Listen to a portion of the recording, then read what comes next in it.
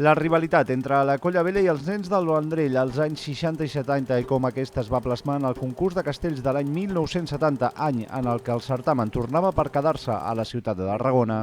Aquests són els principals fils conductors del documental El concurs de 1970, el desafiament Nens Vella, que es va presentar aquest dilluns al Camp de Mar de Tarragona. Sota la direcció de la tarragonina Maria Roig, el documental busca explicar com aquell concurs, denominat durant anys com el concurs del segle, va enfrontar les dues colles més potents del moment per primera vegada en anys a la mateixa plaça, amb la victòria final dels vendrellencs.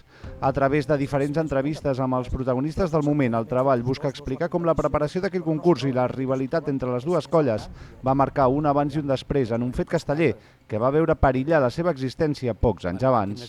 Que és necessari també explicar aquesta part, no? Per tota aquella gent jove o que no coneix o que potser ja fa anys que fan castells i no acaben de saber tot aquest origen del món casteller que ara és tan reconegut i que és tan símbol de la nostra cultura. Als anys 70, als 60 és el que deies tu, és que pràcticament estava a punt de desaparèixer, no? Va haver-hi moments de molta crisi i a més els castells estaven molt mal vistos, no? Un documental que TAC12 estrenarà aquest diumenge a televisió a partir de les 10 de la nit.